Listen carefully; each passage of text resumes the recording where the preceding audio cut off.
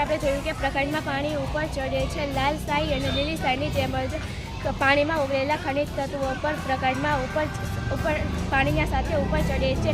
આ પ્રકાંડમાં રહેલી સાંકડી નલિકાઓ જલવાહીઓ દ્વારા પાણી અને ખનિજ તત્વો વનસ્પતિઓ દ્વારા શાખાઓ સાથે પાણીના સાથે અન્ય ભાગ તરફ લઈ જાય છે. આ ચૂલાનું ન્યુટ્રલ પાણી છે, તેમાં કાર્બોડાઇઝ પસાર થાય છે, તેમાં આ તકલીફ મારશું તો રૂપિયા રંગનું પાણી થઈ જશે. બતાવજો.